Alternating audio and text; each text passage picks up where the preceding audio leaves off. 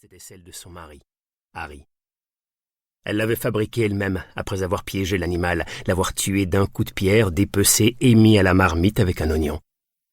Mais elle aurait reconnu Harry sans son couvre-chef, même de loin, à sa barbe rousse. Harry était mince et sec, et plus robuste qu'il n'en avait l'air. Il emplissait son banneau d'autant de navets que les plus costauds. La simple vision de son corps élancé et dur à l'autre bout d'un champ boueux embrasa en Sal une petite étincelle de désir, mi-plaisir, mi-impatience, comme lorsque, rentrant du froid, on se réjouit de sentir l'odeur chaude d'un feu de bois. En traversant le champ, elle commença à entendre leurs voix. De temps en temps, l'un des hommes en hélait un autre. Suivait un bref échange qui s'achevait par un éclat de rire. Elle ne comprenait pas ce qu'ils disaient, mais devinait aisément la nature de leurs propos.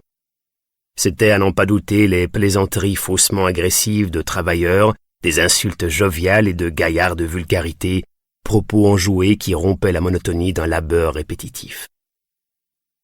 Un cinquième homme les observait, debout à côté du tombereau, une courte cravache à la main. Il avait d'épais cheveux noirs coupés au menton et était mieux vêtu qu'eux, habits bleus et bottes noires cirées. Il s'appelait Will Riddick. Il avait 30 ans et c'était le fils aîné du châtelain de Batford. Le champ appartenait à son père, ainsi que le cheval et le tombereau. Will avait l'air de mauvaise humeur et Sal n'avait pas de mal à deviner pourquoi. Surveiller la récolte des navets n'était pas son travail et il jugeait cela dégradant. Mais le régisseur de son père était tombé malade et Will avait été appelé pour le remplacer, ce qu'il faisait à contre-cœur. Le petit garçon de Sal avançait pieds nus à côté d'elle, trébuchant sur le sol bourbeux en essayant de ne pas se laisser distancer. Elle finit par se retourner et se pencher vers lui. Elle le souleva de terre sans effort avant de poursuivre sa route en le portant sur un bras, la tête du petit reposant sur son épaule. Elle tenait son corps mince et chaud contre elle, un peu plus serré que nécessaire, par pure tendresse. Elle aurait aimé avoir d'autres enfants, mais avait fait 2 fausses couches avant d'accoucher d'un bébé mort-né. Elle avait abandonné tout espoir et commençait à se dire que, pauvre comme il l'était, un petit suffisait. Elle lui était profondément attachée, trop sans doute, car les jeunes enfants étaient souvent emportés par la maladie ou par un accident. Or, elle savait que si elle le perdait, elle en aurait le cœur brisé. Elle l'avait baptisé Christopher, et quand il avait appris à parler, il avait abrégé son nom en Kit, et c'était ainsi qu'on l'appelait à présent. Âgé de 6 ans, il était petit pour son âge. Sal espérait qu'en grandissant, il ressemblerait à Harry, mince mais musclé. En tout cas, il avait hérité de la chevelure rousse de son père. C'était l'heure du repas de midi, et Sal portait un panier contenant du pain, du fromage et 3 pommes ridées. Elle était suivie à quelque distance par une autre villageoise, Annie Mann, une femme vigoureuse du même âge qu'elle. 2 autres arrivaient pour la même raison en sens inverse, descendant la colline, corbeille au bras, enfants à la remorque. Interrompant leur travail avec soulagement, les hommes essuyèrent leurs mains boueuses sur leurs culottes et prirent la direction du cours d'eau au bord duquel ils pourraient s'asseoir dans l'herbe. Lorsqu'elle rejoignit le sentier, Sal déposa doucement Kit à terre.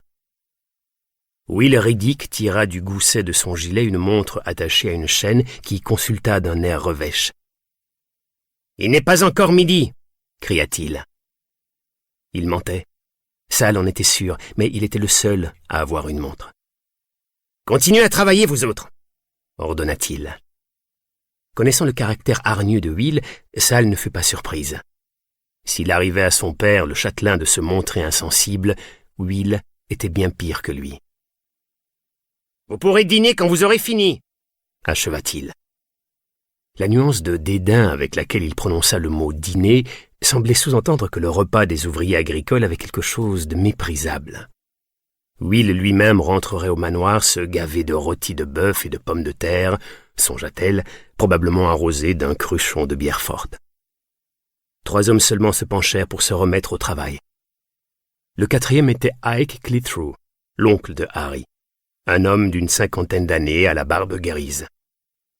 Sans élever la voix, il fit remarquer « Il serait préférable de ne pas trop charger la charrette, monsieur Riddick. »« J'en suis seul juge. »« Je vous demande pardon, » insista Ike. « Mais ce frein est très usé. »« Cette foutue charrette est en parfait état. » Pour continuer à écouter ce livre audio gratuitement, cliquez sur le lien dans la description et vous pourrez l'écouter en entier sans frais grâce à l'essai de 30 jours d'Audible.